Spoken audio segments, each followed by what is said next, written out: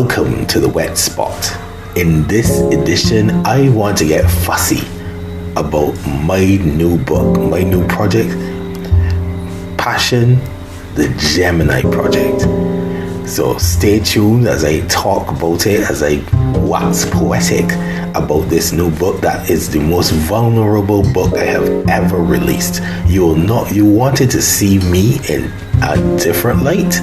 This book will give you exactly what you have asked for. So stay tuned.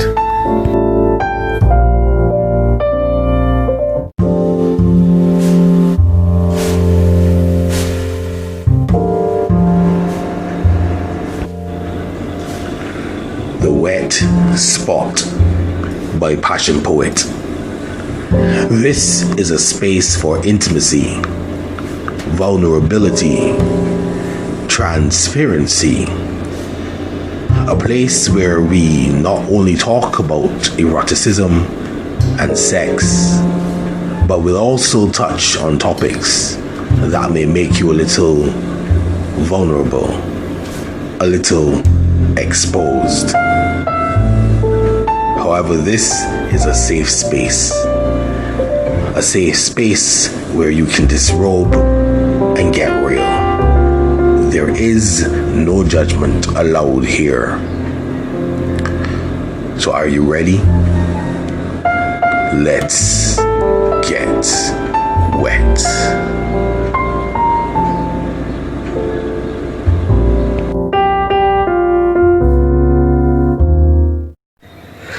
The Wett Spot is sponsored by Passionate Words Editing Services.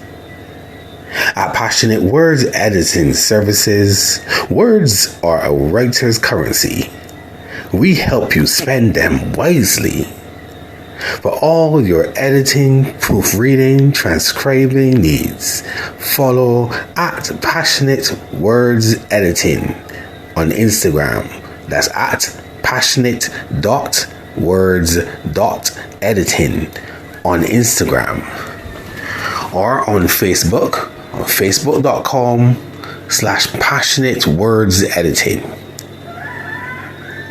Let's help you spend your currency well. Follow Passionate Words on Instagram or Facebook now.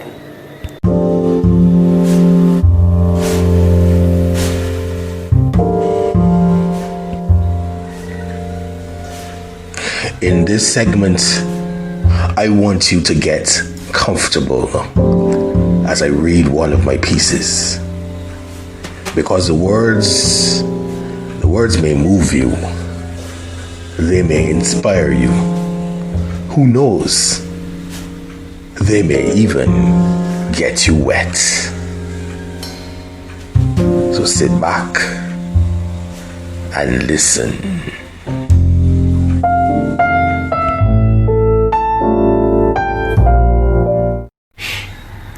Work of art number 2. Just look at you, standing there, posing, smiling from ear to ear as your arms are outstretched, just so in perpetual welcome. Statuesque neck craned in invite, shoulders flexed, and breast perfectly formed. Your nipples invite me, beg me to touch them, to feel them pebble under my probing. Skin smooth, marble glistening in the light of my investigation. And I continue. I continue my examination, down smooth stomach chiseled with the precision of the artisan, legs muscled and toned, slightly parted as you present your joy. And I want to run into your arms and hold you, get lost in your embrace. But I'm still stunned by the masterpiece of art that is your intricately carved form. Each fingertip, each toenail, every detail is meticulously in its place. Every musculature perfect, up to the toned curves of hips and ass that look so sculpted, I stand in awe at the power of the sculptor to make you so stunning, so present, so perfect. I examine each hair carefully curled above mound, puffy with the petals slightly parted, as I touch your intimate flesh, and I gasp along with you as your statue animates, and I breathe in your beauty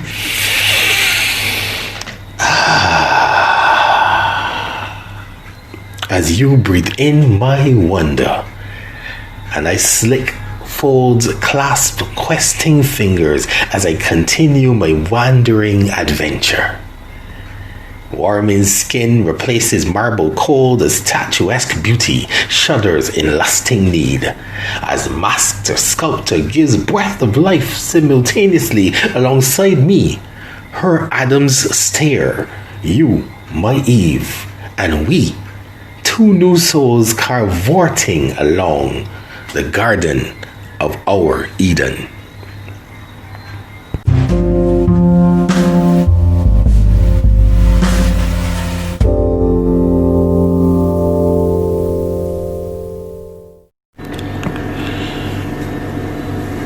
Welcome again to another episode of The Wett Spot, and I am PassionPoet. I have been really enjoying these episodes, these podcasts. I've tried to be consistent for every week. Sometimes I skip a week when things don't work the way they're supposed to, or an interview falls through, but I'm really enjoying preparing these episodes for you, and the results of the episodes when fans, new fans or old fans, when people contact me and they tell me that they like the episode, or that even when they call and they actually say, well, where is today's episode? I've been looking for it, and when I miss it, when I miss the episode and I didn't get a chance to release it, there are some people who actually are looking for it, and that by itself makes me feel so good. I am going to try to be more consistent. I am trying to get a schedule in my head and get it all planned out so that you will not have very few weeks that are missing. In my little intro this morning, I said I'm going to talk about my new book. It's called Passion, the GEMINI Project, and to be honest, I am stoked. If you've been following me for a couple of years, if you've been following me on my social media, if you know about PassionPoet, you know I've been writing poems for a fairly long time. I started poems when I was 14 years old. I started, and of course they were not erotic then. And I was, and I grew into writing poetry from then. And as I started to get on stage and perform, people were asking me, where's the book? So one day I decided that I would throw together some poems into this book and try my hand at it. That became Erotic, my first book. I remember when I was trying to decide what type of book I would write, and I decided I would focus on the erotic, partially because those were the poems that I was performing the most at that time, and also because as I have always said, I'm a really sensual being, and sensual poetry, romantic and sexual poetry, I wrote what I wanted. Some people say write what you know, and I'll get to that part. But I was writing at the time not what I was experiencing, but what I wanted. A lot of those poems were coming from a place of desire. I wasn't actually in a relationship when some of those poems were written. Then, of course, I actually did find someone, and some of those poems were dedicated to her. In fact, the entire book is dedicated to her, that first book. At that time, but when I first started writing poetry, I wasn't actually having sex. I was writing based on my desire for sex. And a couple people who knew me back then told me that they could tell that all the poems that I wrote were all about desire, about wanting, about basically begging to have sex kind of thing. And once I actually started doing it, the poems changed. But there's another side. My poems have also been catharsis for me, and I can hear the Colonel in the background. I don't know if you can. Good morning, Colonel. For those who are new to the podcast, the Colonel is my downstairs. Where I live. There are a lot of chickens were roaming around, and I've just colloquially called him the Colonel, whichever one is crowing at the time. So he's probably in the background if you hear him. If not, I can. Anyway, I was saying that the poems have also been a catharsis for me. The poems have also been a place of healing for me as well, right? So I've written let me put it this way. I say that in my introductory poem, whenever I perform on stage, I usually start with a poem that has a line in it that says, "Passion is more than sex." And although sex is what you have seen from PassionPoet, from me, when I perform, when I do these poems, and when I'm doing the Wett spot, I say that I write what I feel, right? I write what I feel. So what I'm saying, even when I was writing those poems, and I wasn't necessarily having sex, I was feeling all types of horny. So I was writing poems from that perspective. But when I was sad, when I was angry, when I was even happy, in fact, even when I was hungry, I was writing, and I wrote pieces based on my feelings at the time. So I didn't only write poems when I was horny, when I was feeling the need for sex. I wrote poems, and especially when I was going through deep, dark parts of my life, like my last divorce. I was married twice, divorced twice. And that last divorce really did me in. And I was writing poems from then. But even way before, those were recent. That's recent, yes. And those are some of those parts of me are in the GEMINI Project. But to be quite honest, I was writing cathartic poems from way back. Even when I was 14, 15, 16 years old, I was writing poems that were sort of like when I was sad. I had a small like 3-line poem. I can't even remember it right now. I was feeling really depressed, and it was just 3 lines of a poem. I think it was actually called Depression, and but it was that kind of thing, because poetry is a mirror to the soul, right? If your eyes are the windows of the soul, poetry is a mirror to the soul, at least to me. So my poetry became a catharsis. My poetry became a way for me to let my feelings out. The same way that I would write when I was unable to have sex, but I needed to get that feeling out. When I was angry and I wanted to beat down somebody and I couldn't, I wrote. When I was sad, I wrote. So yeah.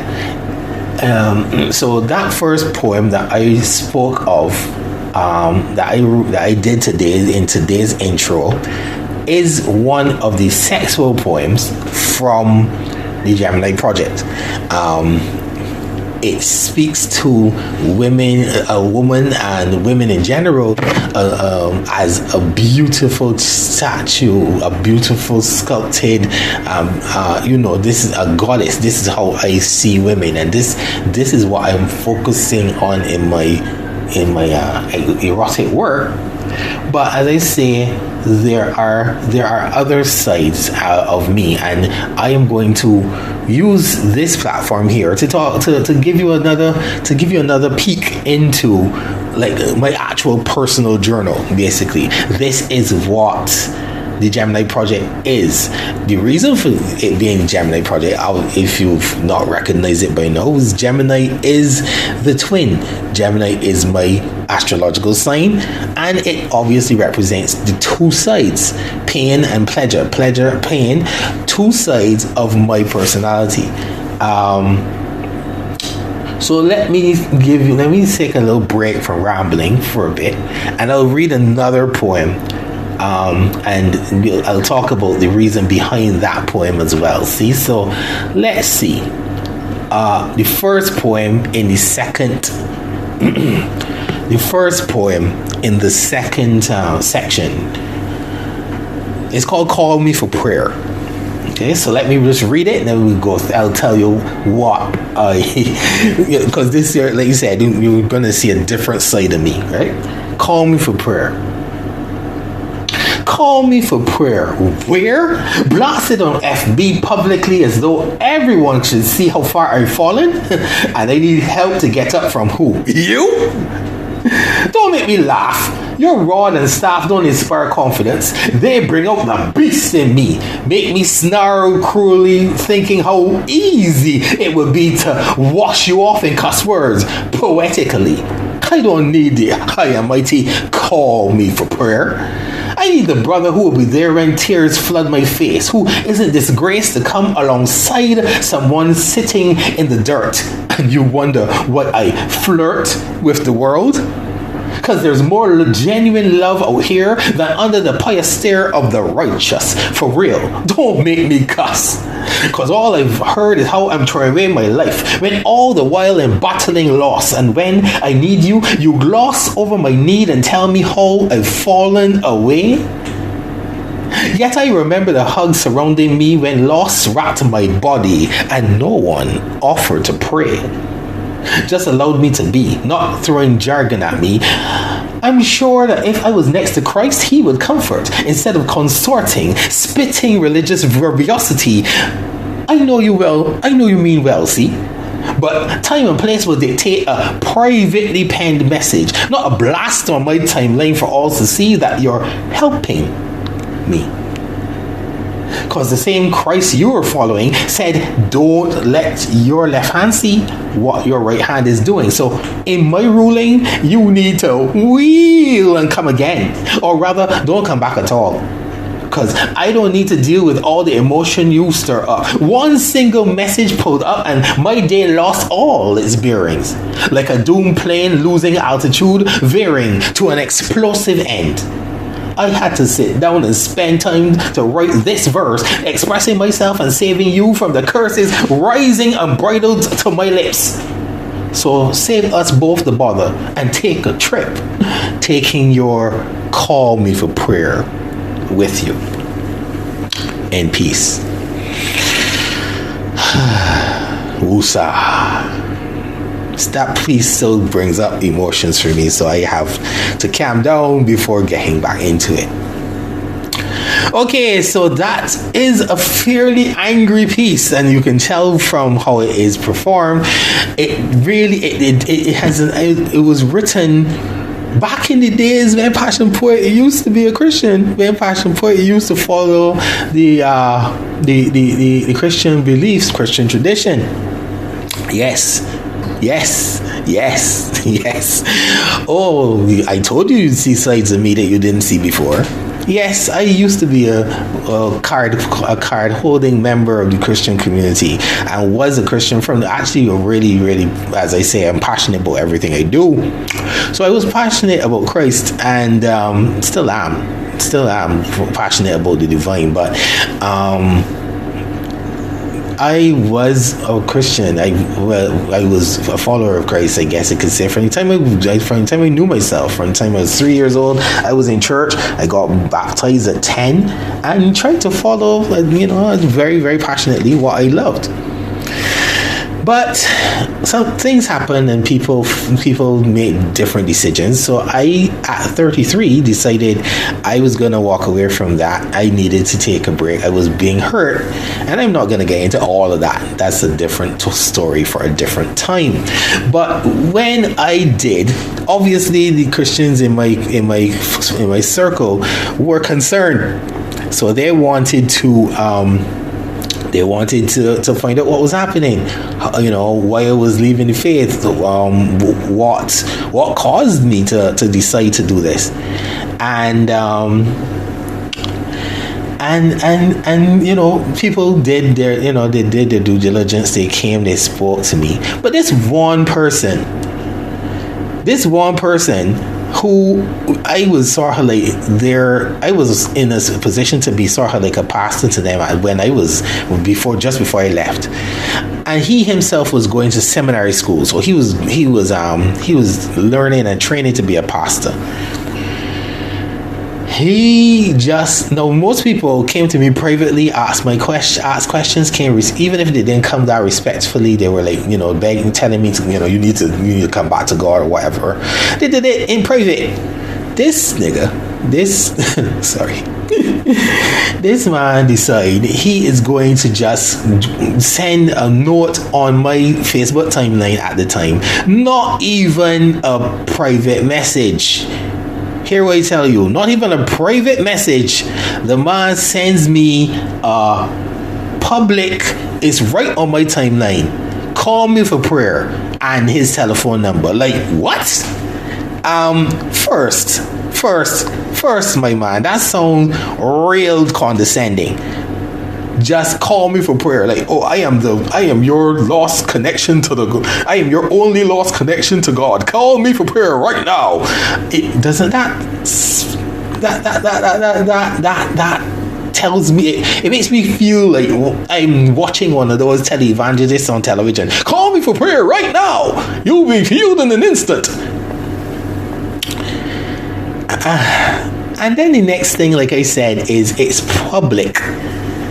Even if he had said that to me in private, I would have felt a little way, but it would have been like, it's private, I could deal with it. The fact it was right on my timeline was like, man, what the rang get you telling me at all? And that was not the word that I wanted to use. Again, from my non-Bajan, you can tell that's a little it ain't a curse word, but you understand. Anyway, let me get back to my point.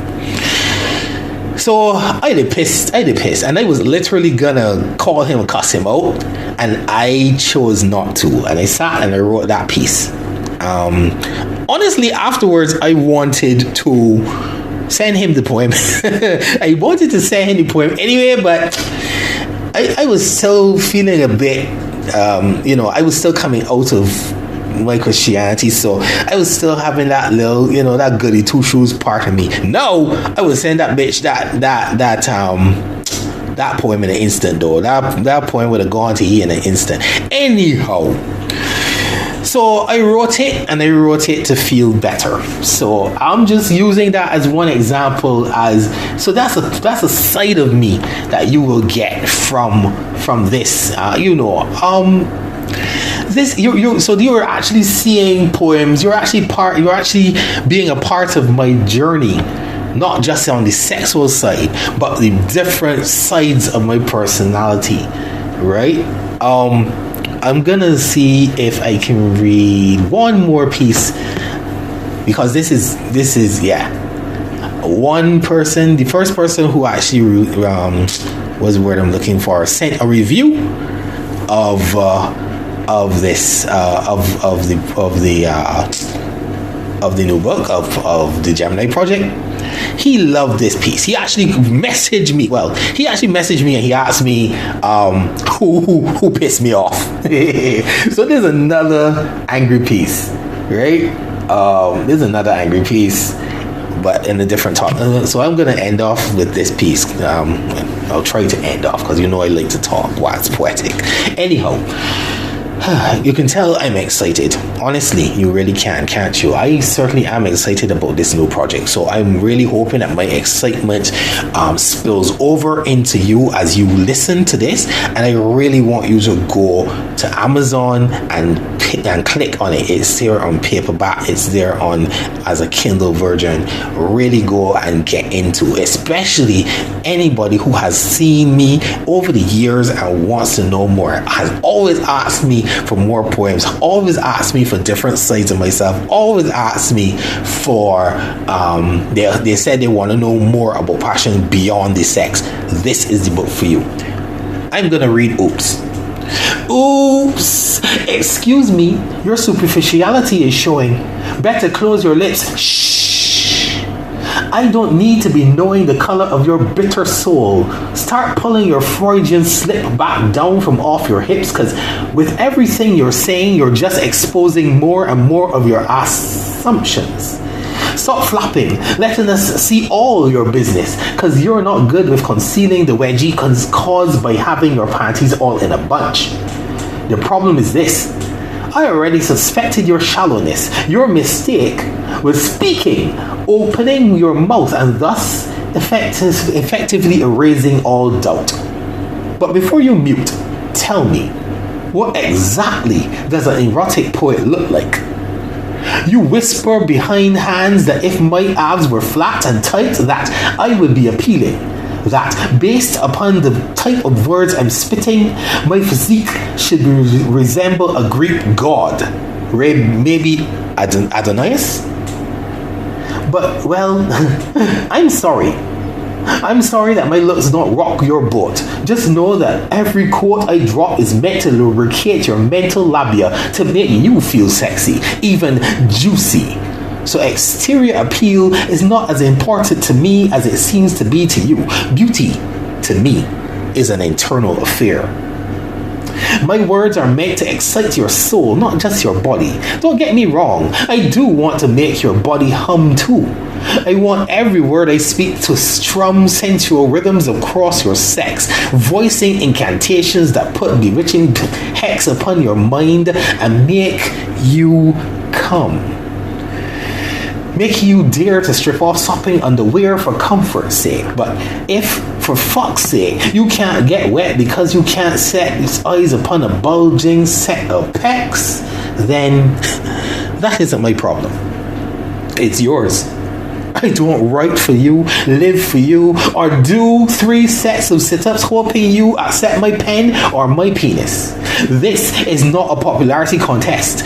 I've done too much growing, knowing that changing myself to please others just does not fucking work. But know that you might miss out. Know that you might miss out on a trip around the world my tongue can take you on, as tales of lust are spun with skill until your entire body hums with the attention I give to your secret places, as I place my pinkness deep inside your wetness. But oops, excuse me, your superficiality is showing. You will go to your grave never knowing the type of loving you could get from this poet, all because the packaging doesn't meet society's ideal of beauty. Trust me. But tell me, are you all you want to be sexually? Do you look at yourself and say, damn, I'm fine? Do you? Do you? 'Cause I do. Yes, I love that piece. I think that's the first time that I've done that piece out loud. Yeah, I think it is. Anyway, and that piece is an ode to self-love, and the story behind that piece, I'll try to be short because my time is running out. But that piece was written because I've overheard two young ladies talking amongst themselves, actually saying to themselves that they would hit on me they love the poetry makes them wet, but they would hit on me, they would try to approach me, and and at that point in time I was single. I wanted to be in, actually, even if it was just a casual relationship, hey, or at least let me know that you like my work, you like me, and you want to have, you hint about having sex. I mean, even if it's just an ego boost, right? Anyhow, and but they were talking amongst themselves, and they were like, oh, he sound good, and I like how he sound, but I don't like, and basically hinting that, because for those who've never seen me, I don't have abs. I don't have abs. I need to, well, I'm very comfortable in my weight. I'm not obese, but yeah, you could tone up, you could lose some pounds a little bit, yeah.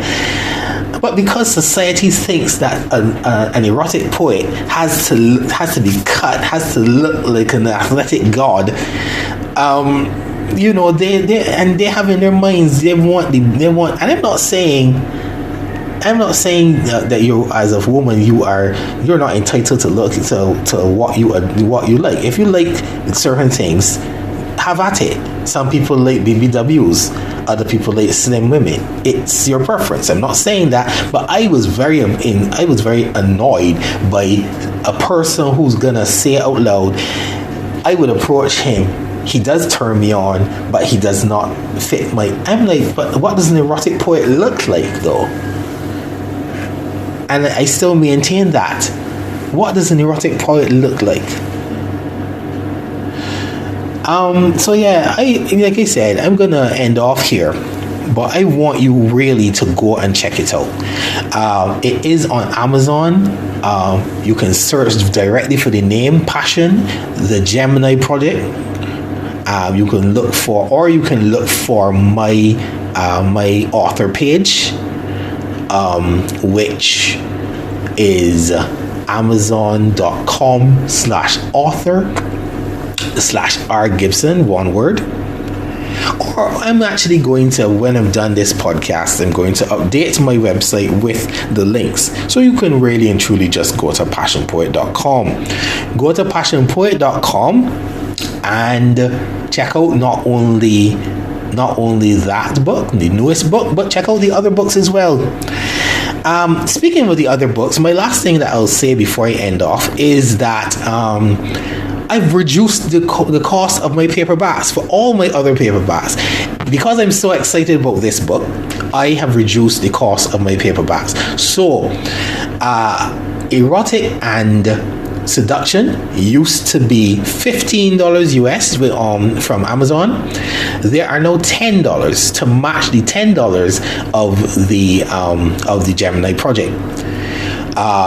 Make It Rain, my novel, used to be $20, but it's now $15, and that's because it's a bigger book. It's not just a book of poetry. It's a whole novel, 357 pages. So yeah, that's another good book you really should check.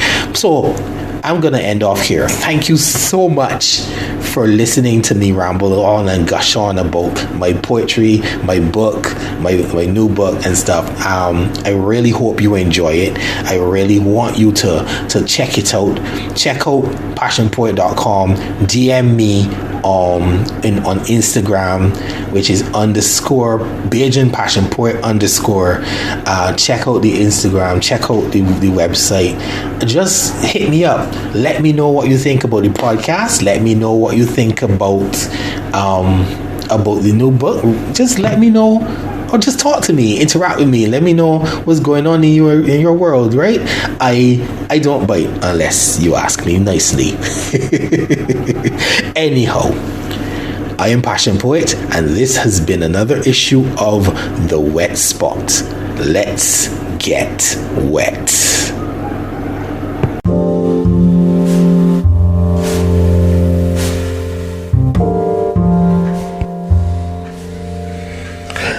Thank you for joining me on The Wett Spot. My name is Passion Poet. You can find me on Instagram at Bajan Passion Poet. BAJANPASSIONPOET,